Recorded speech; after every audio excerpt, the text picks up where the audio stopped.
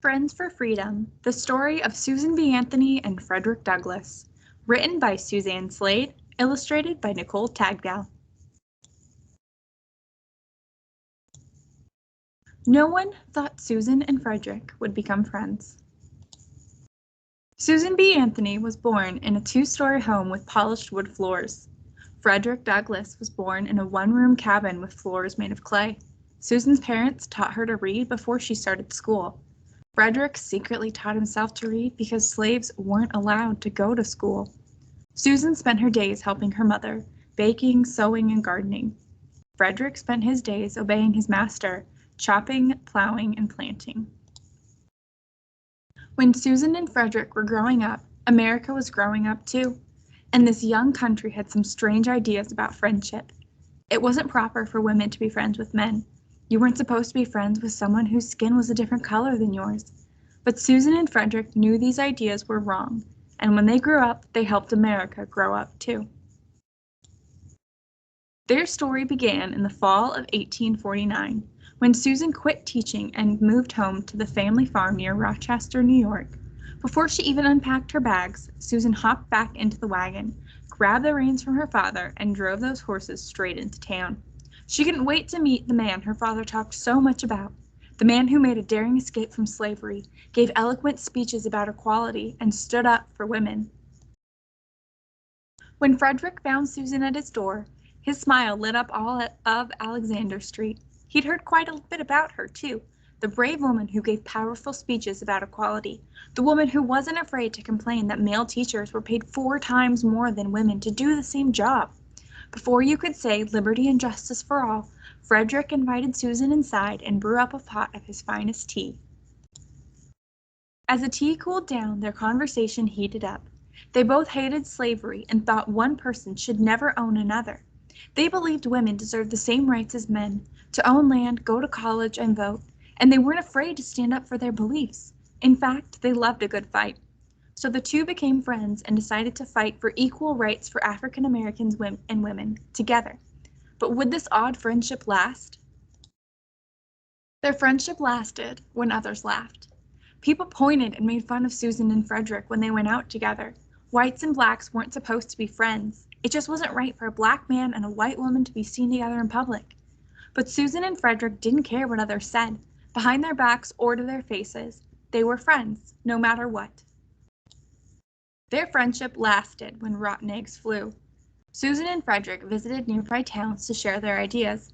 Everyone deserves to be treated the same, they declared, but they met lots of enemies, people willing to do anything to stop them. Reporters wrote nasty stories saying that Susan and Frederick were like a terrible sickness, a deadly smallpox, a horrible plague. Angry crowds pelted them with rotten eggs. You two are crazy, and your ideas are crazy too. But nothing could stop the two friends. Their friendship lasted when danger drew near.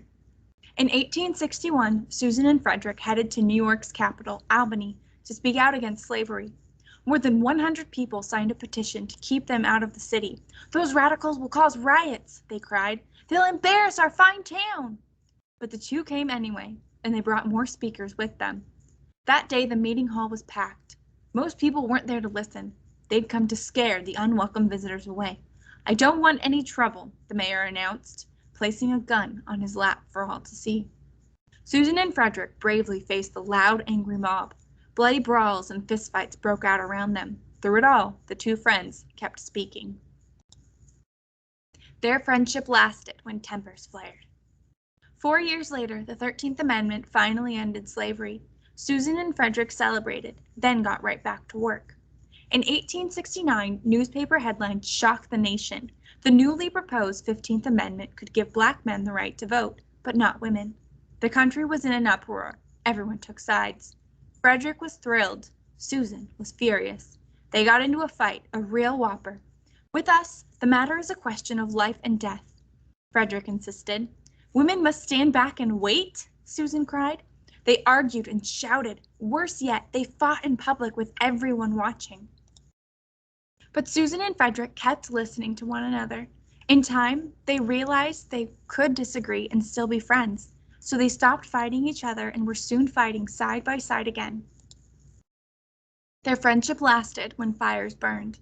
In 1872, hungry flames devoured Frederick's house while he was away on business.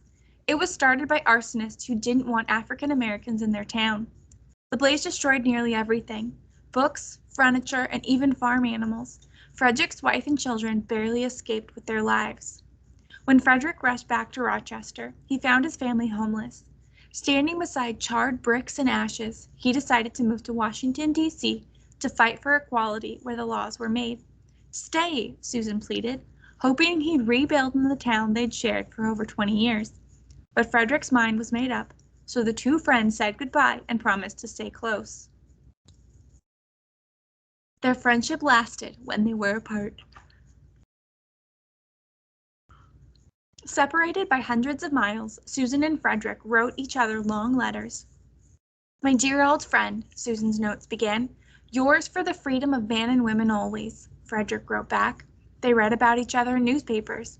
They bounced down rocky roads to give speeches together. They chugged across states to see one another at conventions, and their friendship stayed as strong as ever. Their friendship lasted over 45 years. Through good times and bad, Susan and Frederick remained friends. Together, they saw many of their dreams come true. African American men proudly stood in voting lines. Women packed their bags and headed off to college. African Americans and women worked jobs that were once only for white men. No one thought Susan and Frederick would become friends, but it's a good thing they did, because when they grew up, they shared a lasting friendship, one that helped America grow up too.